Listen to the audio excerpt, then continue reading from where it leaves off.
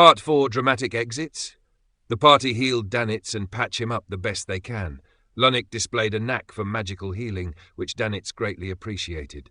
The party continue on their way down the caverns. The path led to a final obstacle, a massive stone head carved into the cliff wall.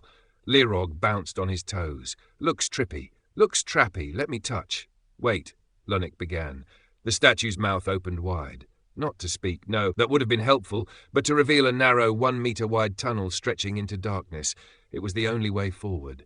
That's tight, Lunnick muttered, eyeing the cramped passage.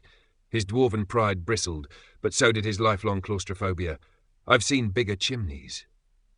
Skull, the silver-headed keeper, turned to the party.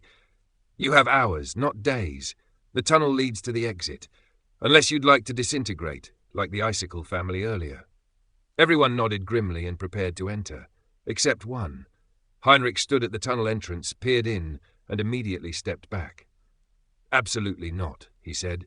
I've done dumb things. I've swung my own hammer onto my own foots. I once challenged a bard to a rap battle with no rhymes. But Z's is stupid. There's no air in there. It's the only way out, Learog said.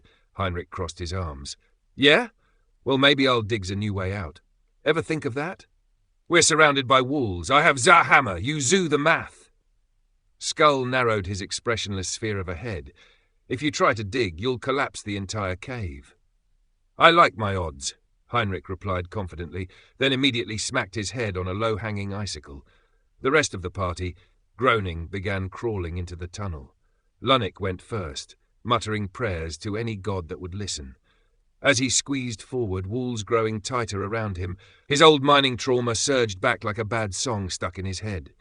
His breath shortened. Behind them, Skull floated beside the entrance, muttering something under his breath. Then, suddenly, the trap triggered. The tunnel walls shook. 100 spectral hands, dripping with glowing acid, burst from the stones around them, grasping, clawing, hissing with rage and hunger.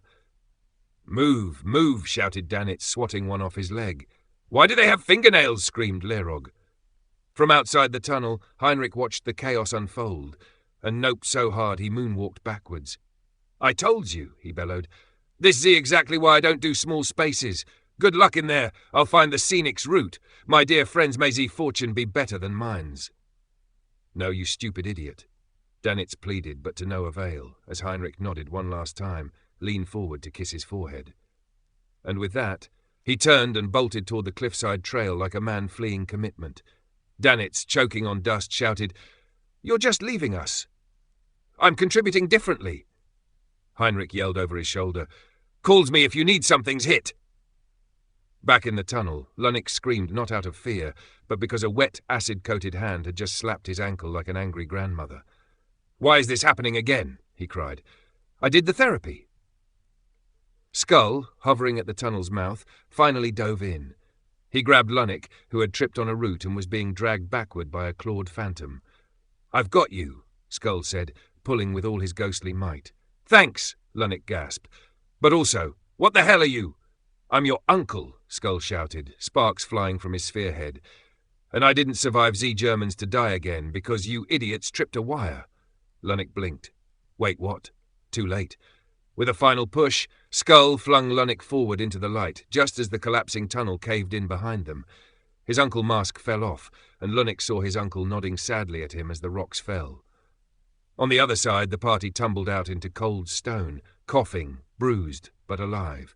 Lunnick lay curled up, gasping for breath, muttering something about walls closing in, and I swear I heard my uncle whispering about bratwurst.